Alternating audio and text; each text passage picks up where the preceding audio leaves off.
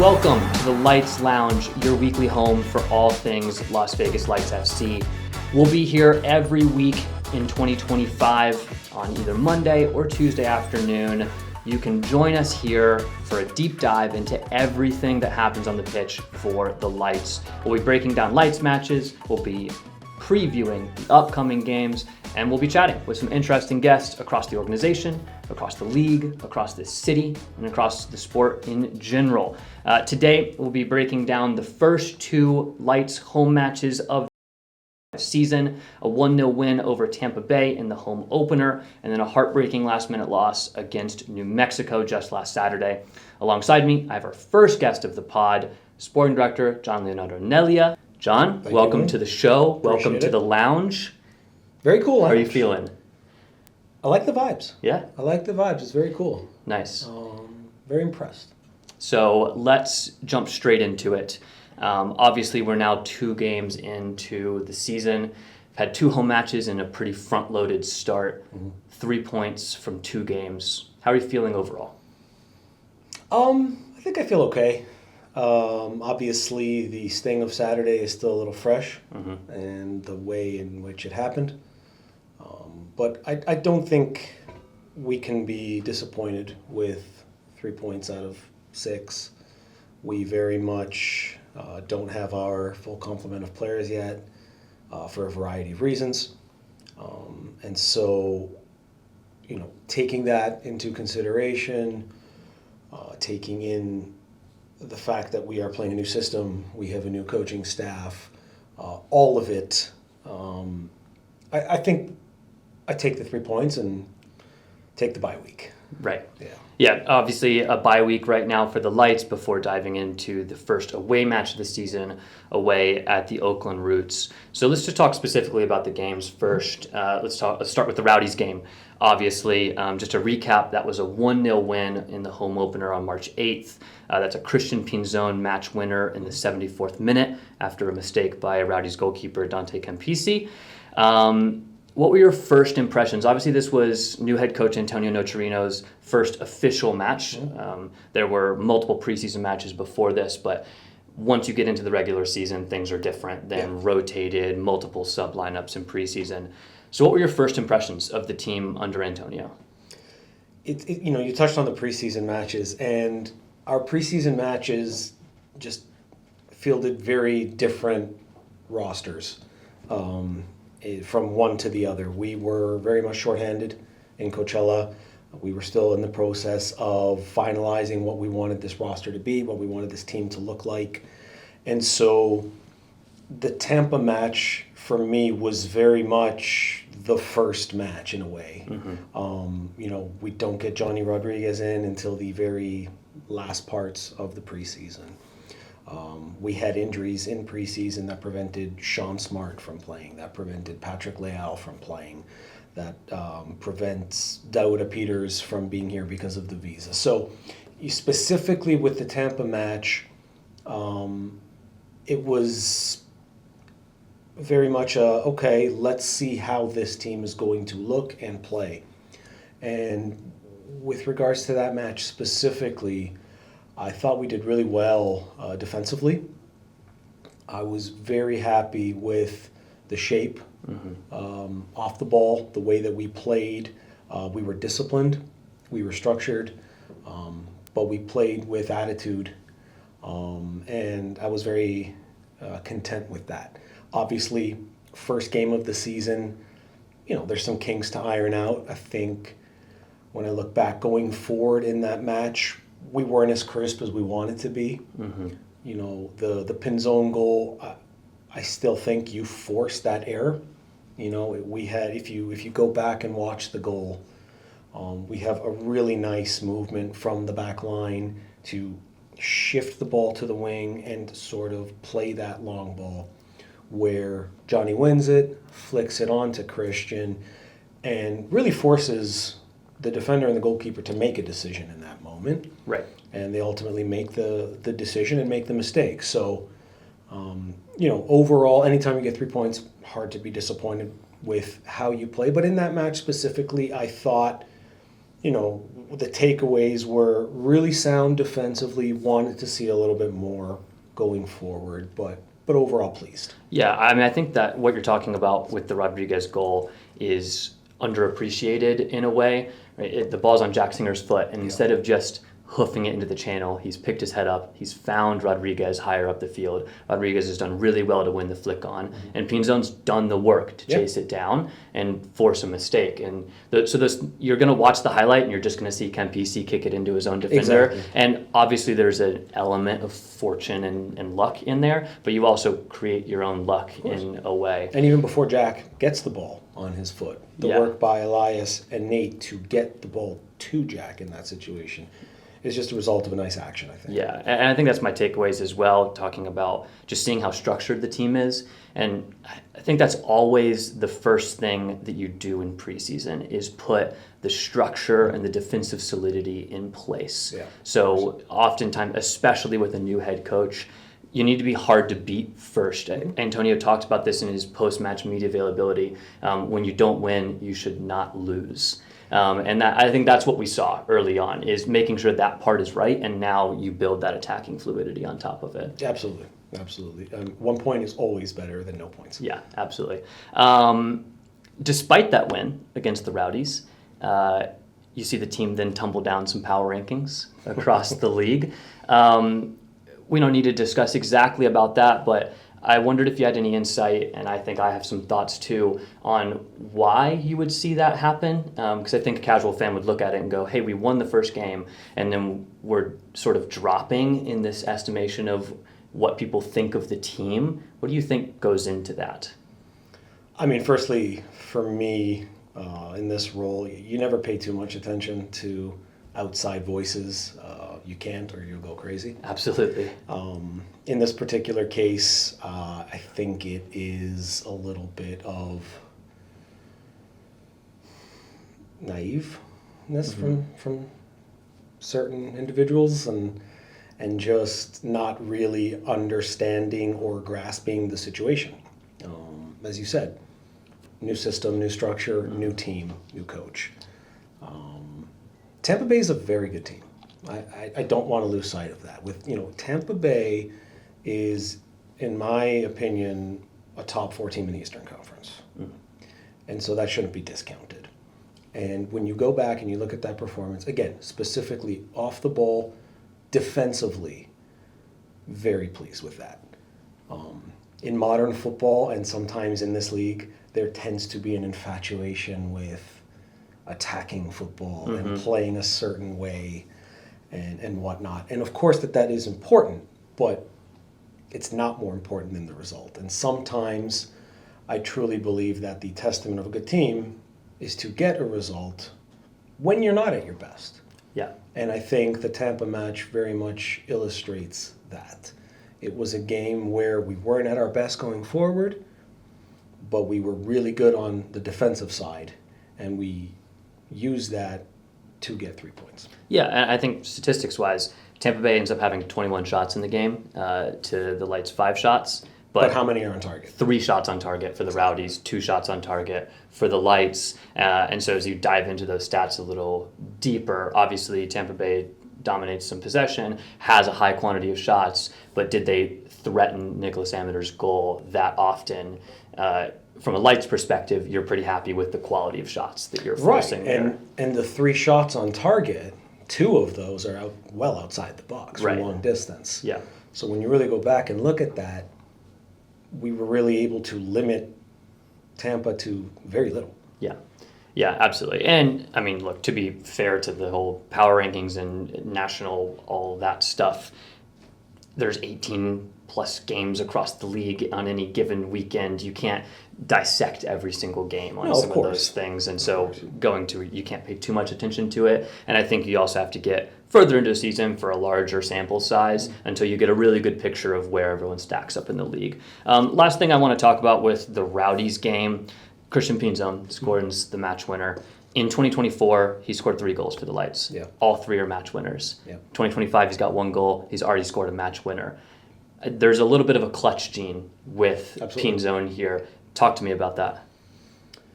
Christian is going to be a very important player for us this year. I don't think it is in any way coincidental that at the early parts of 2024, when Christian was dealing with a foot injury, we weren't getting the results that we wanted. And when he comes back at the end of May and starts to get into form at the beginning of June, that kind of coincides with our unbeaten streak. Yep. And you touched on the 3 match winners. It's more than that. It's just Christian is he's a gamer. He battles on the pitch, he grinds, he does a lot off the ball that maybe the casual fan doesn't see, but does a lot to help our defensive shape, does a lot in his pressing, and then obviously his abilities with the ball, whether it be on one-on-ones, whether it be in build-up play. I think those speak for themselves. So, I remember the early parts of the offseason and conversations with Antonio. We were both very, very high and optimistic on Christian having a great season for us. And personally, I think he will fly past the 3 goals that he had last season. And if he stays healthy and continues to play this way, I'm not ruling out double digits for him. Nice. Obviously a contract extension for him in the offseason as well. So putting the money where the mouth is for you as the sporting director. Right? Taking the player side out of it for just a second, he is an incredible person. He cares, loves being part of this community. And from my standpoint, it's foolish to not reward someone for that. And we're thrilled that he's here with us beyond this year as well. Amazing. Let's shift gears. Let's go to the New Mexico game. So to recap that game quickly, 0-0 at halftime. Second half kicks off. 2 goals for New Mexico. Mackenzie Gaines in the 52nd minute, Greg Hurst in the 69th. Some changes from the Lights going to chase the game. Gian Rodriguez pulls one back in the 72nd. Joe Zhao with a screamer in the 90th minute to equalize. And then a heartbreaking 95th minute goal from Seymour for New Mexico on the last play of the game to lose. So obviously, losing in that fashion sucks. There's no putting a sheen on that. But for you, looking at the game holistically, are there any silver linings to take from the performance? Oh, absolutely. There's definitely positives to take from the performance. I think as we sit here on a Tuesday, it's still fresh. And having rewatched the match on Sunday, you see certain things a little differently than you saw them live on Saturday night. But there's definitely positives. I think sometimes the beauty and the heartache of football is that as much as, maybe you can say we weren't at our best against Tampa and got a result, I thought we were much better overall against New Mexico and walk out with nothing.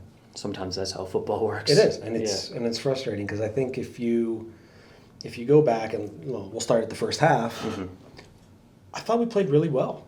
I thought we were much better going forward with the ball. I thought our defensive shape and the way we defended New Mexico was great. I really I can't recall many opportunities in that first half for them. There were certainly a few for us as well. I think there's a particular moment in the first half that could have and should have changed the match. Referencing I don't remember what minute it's in, but it's in the 36th minute. Yeah, Gian Rodriguez spins his defender, gets taken down. Seems he's through on goal. He is through on goal. It is a clear red card that is not called. And I don't want to get too much into it because I like my money in my pocket. But, that's just a blatant error. And that isn't... it's really not disputable. I think anyone that understands football understands that when you blow the whistle in that situation, if you're not booking the offensive player for simulation, then it's a red card. Right. And one of the tough parts about this league is obviously no VAR. Yeah, VAR has nothing to do with this situation. Sure, but if you have VAR, then there's an opportunity to correct the sure, but I think this original goes to perceived general mistake. knowledge of the game. Sure, yeah. So we'll leave it at that. But let's look at the second half then. Sure. Obviously, the 2 goals that the Lights concede are tough mistakes. You feel that they're correctable errors on the Lights side. But then what I'd really like to talk about is once we are down 2-0, then Nocerino at that point makes some really aggressive substitutions. Valentin Noel pushes into a higher, more attacking role. Sean Smart comes back from injury, comes into the right wing back role, which pushes Joe Zhao higher as well. And all of a sudden, it just felt like we were unlocked in the attacking third. And then Noel to Rodriguez for the opening goal. Then obviously Joe Zhao gets the goal at the end.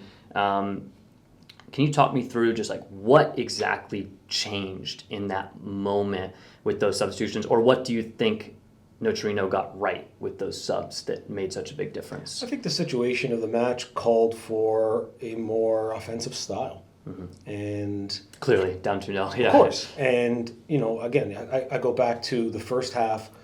It's not that we weren't creating chances offensively in the first half, because we were, and I thought we played well. But the scoreline at 2-0 dictated that we needed to be higher up the field and we needed to create more offensively. I think the substitutions and the change in shape was the right decision, obviously. It led to 2 goals. Could have led to more. We had, in that 25-minute stretch from when we make those substitutions, I thought we created a lot of opportunities, a lot of chances.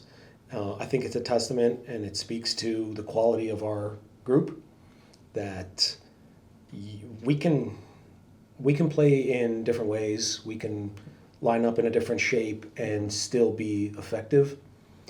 Again, second game of the season, missing players. I mean, you referenced Sean Smart coming in. Sean's missed the last 3 weeks. Sean really just got back into training last week, and we asked him to give us 20 minutes on Saturday, and I thought he looked great. So getting him back healthy, I think, is going to be key for us. I referenced it at the beginning of the podcast. Peter's still not here. Yeah. Patrick not available. Coleman Gannon injured. So, a lot of our core pieces are still missing. And I think you can see growth and quality week to week with this club, and specifically with the team. And that's exciting to me. And so, I know I'm kind of getting off topic here a little bit. You asked about the 2 goals, but yeah, I thought the decision to make that change was gutsy, but it was the right call. It was the right call. And, we get the equalizer, and it's unfortunate the way it kind of plays out in the end. Yeah, absolutely. Talking about, some of the pieces that are coming back and all of that serves as a good segue into just an overall conversation about the roster construction for 2025. So let's start with, I think, what was the biggest news to start off your second transfer window as Lights sporting director, which is Joe Hafferty and then Corey Bennett, both getting sold for club record transfer fees on back-to-back days. Joe Hafferty going to Lexington Sporting Club, who recently came up from USL League One into USL Championship, and then Corey Bennett going to Kuwait and breaking our outgoing record transfer fee for a second day in a row. I want to know from you, what does it mean for this organization to set those record transfers and be more involved in that world transfer market?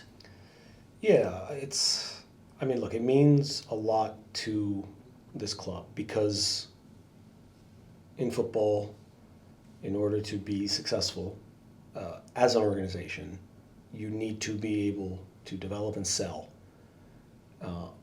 You can't just be spending and buying at all times. I don't think that is a model for success. And obviously it carries a tremendous importance to it.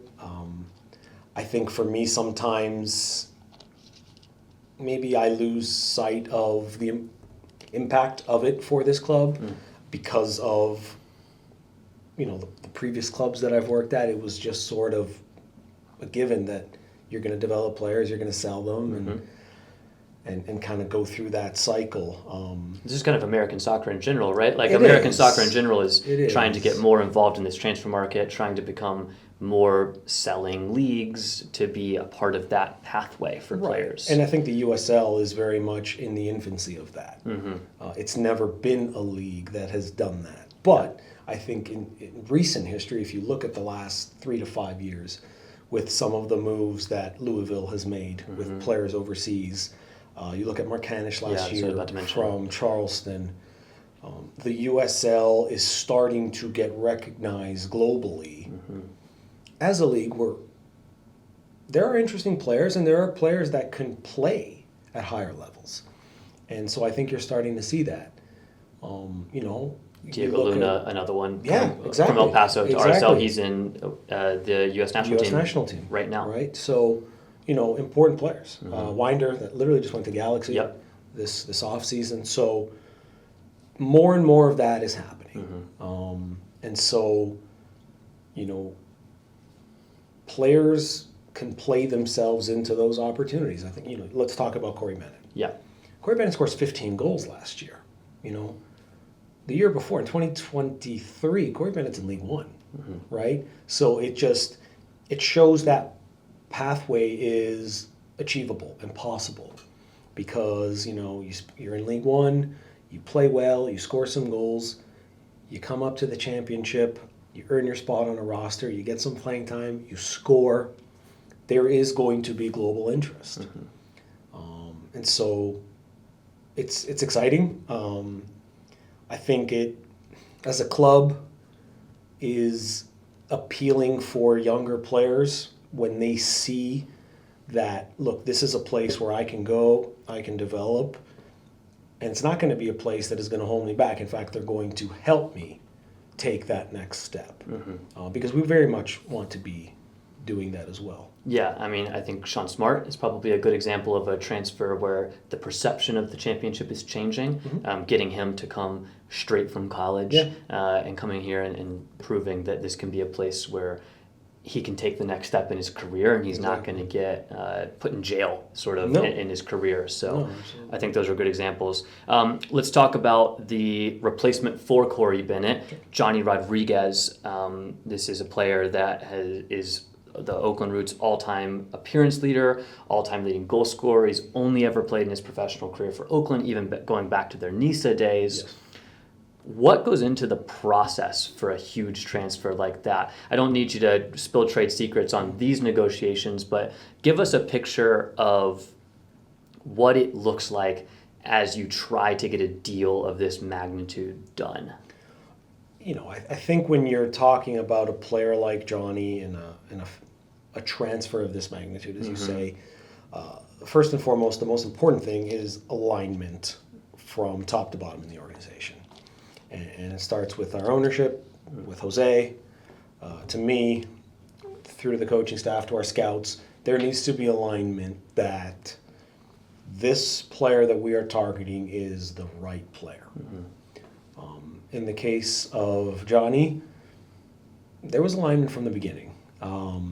Johnny is someone that, upon seeing him for the first time last year, which I believe was our 4th or 5th game of the season, early in Oakland, it was almost like a light bulb went off for me, and I'm like,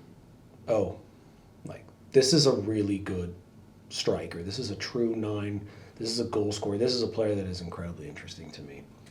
And it was someone that I tracked and watched closely last season. I'm not going to spill, as you said, trade secrets, but I'm not going to hide from the fact that I may have inquired during the summer last year to see if he was potentially available. And that's probably really when the dialogue with Oakland really began. Yeah. This is almost a full year in the making. I think when moves like this happen, they happen one of two ways. They either happen at the snap of a finger because of certain situations, or it is a long, meticulous process that eventually leads to the payday. Yeah. And I think in this case, with Johnny, it was something that was very much I mean, he was target number one for us. Obviously you have to have plan B and plan C, and in this industry, sometimes plan D and E. Yeah. But Johnny was always someone that was at the top of our list and that we very much wanted at almost any cost. Yeah, and I think that's really interesting because we tend to, and by we I just mean fans in general, tend to just start thinking about the transfer window when the transfer window starts. Right. And you get the reports coming out, oh, this club is talking to this club, and you get all of that transfer window chaos. Mm-hmm. But I think it's really illustrative to show that throughout this season, you're always looking at players. You're always thinking about how can we improve, not just in this upcoming window, but in the next window, or maybe 3 or 4 windows down the line when that player might become available. And I think that's something that people don't see very often. No, and full disclosure, my mind is already on the summer 2025 window and beyond, because if you're not thinking 6 to 12 months out, you're behind. Exactly. And that's the reality of it. And yet at the same time, things change daily.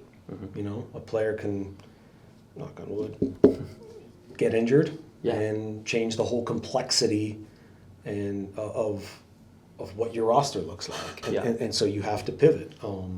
So it is... And things change at other clubs too. Of course. You might have a backup striker that is intriguing to another club, but their first striker tears his ACL. Exactly. Gets injured, and all of a sudden he's a much more important player to them, and the price range is out of. So things are always evolving. You have to be ready to adapt when the actual transfer window comes. Positional needs, right? Certain coaches and teams may have more of a need in midfield, where certain clubs focus more on wingers, and so it's very fluid. It's very you have your finger on the pulse of everything really, and you try to capitalize on that as best you can.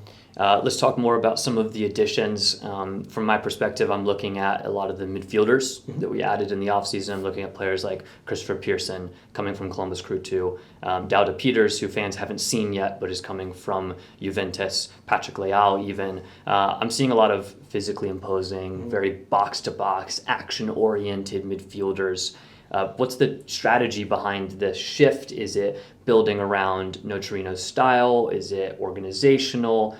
What about that profile of player was interesting for this offseason in particular? I think it boils down to sort of philosophically what we believe we can have success with. Last season, although it was a successful season for us, for myself, I was able to see a league that is very physical. It is a league that has a lot of pace and physicality to it. And the one area I thought where maybe we lacked a little bit last year was in size. And specifically in the middle of the pitch. We addressed that last summer. When we brought in Jabang, we had JC.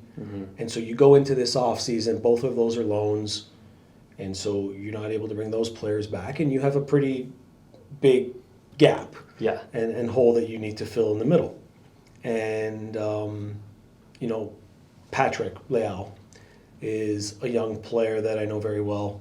He was with the Primavera, the U19s at Venezia when I was there. And so I know quite a bit about him personally and as a player. And so being able to bring him in, I think, adds that box-to-box grit and mentality that we're looking for. Christopher Pearson, from Columbus to actually spent some time in the USL Championship in 23 with Tulsa. And so is a player that understands the league. He is a player that, many ways, like a Jabang, can play in the midfield, can play as a center back in certain systems, has a little bit of that flexibility, and obviously has great technique with his foot. He arrived a touch later, so wasn't quite ready for a full 90 against Tampa Bay. Right. But I thought against New Mexico really showed why you went out and got him. Exactly. It showed a lot of technical quality, but also a lot of ability to cover ground in midfield. So. And he's probably at 30% peak fitness right now, because he's coming from an off season where, when they're when there's uncertainty about where you're going to be, you're just not training at 100%. You're not in the best physical condition. That's just natural. Right. And so really excited to have him added to the mix. And then, of course, Dauda, who is a player that, if you were to ask me 12 months ago, I would have thought would have never been available for the USL, maybe even America in general. But he is a player that has tremendous quality, tremendous resolve, just an absolutely great human being, and a mentality that I think when he arrives here is just going to elevate this team, both on the field in terms of training and how we prepare, and then just obviously qualities in game and with the ball. And he's a player we're just super excited to get into the fold here. Yeah, and that'll come soon, but just dealing with a few visa issues, which is natural. It's a part of the process when you're getting an international player. You have to get P1 visa approval, and it's not the easiest thing in the world. You don't just pick up the phone and get it done. No. There's a process that you have to go through. I'm happy to report that we're getting close to the end of that. Yeah. And that we should see him here very soon. That's great. But yeah. Talked a little bit about last year's MLS loans. JC and Gondo, Usman Jabang, both end up signing new contracts with their parent clubs. JC right now thriving with Vancouver Whitecaps first team.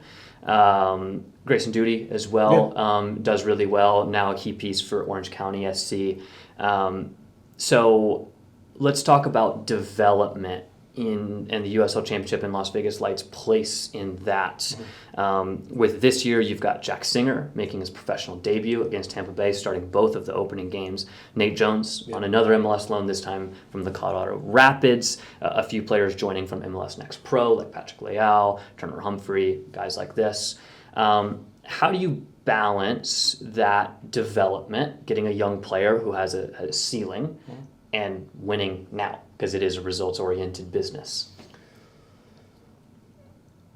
This is the question, right? Yeah, of course. This is the age-old question. I think, for me personally, I don't think the two are separate. I think that the right young player, while developing, can help you win now. And I think we saw that last year. If you think of course, we had success with the loans. We had with JC and Usman and Grayson. But I think if you look at some of our key players last season, they're younger guys. Sean Smart is 20 years old. Yeah. Coming out of college, first time as a pro, and he was a standout for us last season. Valentin Noel, who is our captain now, at this time last season, had never played at this level. He was an MLS Next Pro guy. So although in age you could say, at 25, 26, he is a little bit older, he is very much inexperienced. Coleman Gannon, same thing. Gennaro Negro, same thing. So yes, experience and veteran leadership is important. Not doubting that at all. But I am a true believer that you can have success on the field while developing younger players if they are in fact the right younger players. And they have the right mentality, attitude, training regimen, discipline, and skill. Yep. Absolutely. I mean, I had on my list here, can you win with young teams in this league? And I think that answers the question for your philosophy and the organization's philosophy that in this league, absolutely, you can. You can bring in young players that can contribute at a super high level. And I think it's interesting, too, in the American soccer landscape, you often have players that might be 23, 24, 25, but are in fact young players in terms of the amount of professional appearances they have, just because of the nature of the college system. In the U.S. You have, in Europe, you might be debuting and have 100 appearances by the time you're 20, but it's just a little bit different here. So you end up with a 23, 24-year-old that maybe is actually a pretty inexperienced player. 100%. So It's vastly different Yep. With the college system here. And that is something that, is important to understand and accept. Yep. But yeah, very much so do I believe that with younger players, you can have success in this league. And a lot of those younger players that we just talked about are, quote unquote, the more veteran guys for us this season. So it happens fast. Yeah, that's the thing too. You can bring in a young player that then becomes a veteran for you over time. Exactly. Valentin Noel, case in point, captaining the team, leading from the midfield is a great example of that. Okay, let's wrap up here with just a little bit more about you specifically. So prior to coming to the Lights, you started your sort of technical career in Italy with Venezia and other organizations. Talk me through that time, moving to Italy, starting your technical career, and kind of what you learned early in that process of developing yourself professionally. It's an interesting process because when I started as a scout in the youth sectors of lower division clubs. And, you talk about no glory and, hard work and just hours and dedication. Scouting under 11, under 12-year-olds in third division Italy can have a lot of challenges with it. But got to put in the work. Yeah, you don't just arrive at being a sporting director. You are scouting 11-year-olds in the third division at some point. No, and that's just the reality of it. And for me, as time, as many times as there were, where you're just like, oh man, it was enjoyable, and you take a lot and you learn a lot from all of these experiences. And I was fortunate to start with my home club, or my hometown club of Pescara, in their youth sector, right around COVID time. So that kind of threw another wrinkle into everything. And then, as a scout from the youth side, you eventually get to the first team. I go into Venezia as a scout with the first team. And, I really felt that Venezia was the right place at the right time for me development-wise. I was able to work with just incredible people in which I learned a lot from. People that gave me opportunities that, maybe I wouldn't have gotten at other places. These are relationships that I still have to this day, and these are people that I still talk to regularly.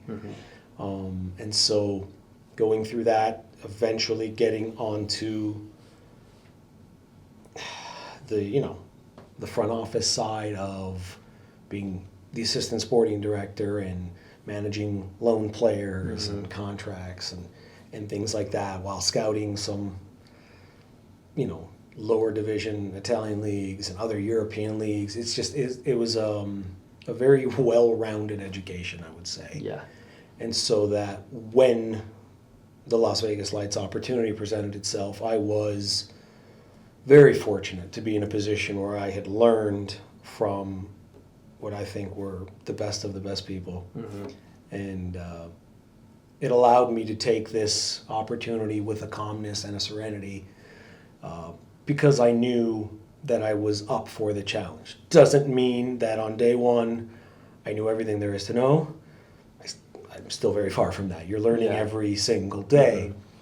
But knowing that you can do the role with a certain level of confidence is incredibly important, especially when you think back to the sort of situation I was walking into last year. Yeah, I mean, that serves as a great segue. The Lights organization, you joined and built a roster in a matter of weeks, maybe even a matter of days, really. Jose Bautista had just acquired the team in January. You arrive right at the beginning of February and then have to build a team to kick off in early March. So what made you excited about the opportunity originally? And then I guess second part, what excites you about the opportunity now, sitting in this room a year later with a little bit of a different organization around you? I think when, I go back to that very first phone call about, what do you think of the Las Vegas Lights? And I think, 3 specific things excited me from the beginning. The city and the community of Las Vegas. One of the most unique cities on earth, with one of the most interesting and organic communities, I feel. And just to be able to come to a city and live in a city like Las Vegas and become part of this community was really appealing to me. The ability to work with Jose Batista as owner is something that was very appealing as well. Jose is someone that I have a previous relationship with. He is someone that during his playing days in baseball, as one of my earlier jobs trying to fund my way through university, I worked for the Blue Jays, and we had kind of connected that way and built a relationship and stayed in touch all throughout the rest of his career and the beginnings of mine. And so knowing the relationship with the potential owner of that club was something that was very important for me. We have a saying in this industry that you don't pick the club, you pick the owner. Or if you're a coach, you don't pick the club, you pick the directors. And I feel that it reigns true. And then the other part of it was the ability and opportunity to build something authentically from scratch. Yeah. You don't get that opportunity every day. Very, very rare in this industry that you take a roster that is at zero and go. A lot of times it's, you take a job and you have a pre-existing club and roster and staff, and you inherit some contracts that may be good, maybe bad, and you have to make. And so that was really appealing as well. Obviously, you always wish you had a little bit more time because you were right up against the clock. Right. But those, I always point to those three things as the biggest deciding factors as to why I decided to take this opportunity. Fast forward 13 months, we're sitting here in a very different position. I think last year at this time, the thought was very much about completing the roster and being competitive to a point where maybe we can get into the playoffs for the first time in club history. And now it is very much about building on the success of last year and turning this club into one of the premier clubs in the USL. I think that has to be the goal. I think the mandate from ownership has been very clear that we expect to be the premier destination in the USL. We obviously still have a long way to go. We are only beginning year 2 of this project, and in many ways kind of feels like year 1. Year 1.5. Yeah. Right, because, although you have, and again, I'm careful to say that, we had success last year. I thought we had a good year. Yeah, absolutely. And I thought it was a positive reached season. The Western Conference final, you can't take that away. You can't. A lot of club firsts and really exceeded expectations in a lot of way for year 1 of such a rushed in a way because of how late the acquisition happened, not really under anyone's control here, but that's just the reality of it. So really exceeded expectations. And sure. But not ultimately what we want to be. Exactly. Yeah. And I think that that's where the challenge is now, is to build off of that and continue to grow that. And that goes beyond the pitch. That goes into building a front office and a staff. And I think this year has been really refreshing in seeing how the club has grown on and off the field. I think as I, in my regular day-to-day life now, more and more people are excited about the lights. More and more people talk about the lights, where 13 months ago, full disclosure, didn't hear too much about them when I was out in the community, out in regular life. And so all of these little things, I think, is encouraging. I really do believe that with this ownership, with this market, this club, really, the sky is the limit. And that is ultimately what excites me every day. There you go. And I think that's As good a place to end it here at the open of the 2025 season. So, John, thanks for joining us for the first episode of the Lights Lounge. Next up, the Lights are off this weekend on a bye week. They are back in action away at Oakland right at the end of March. You can catch that game on Silver State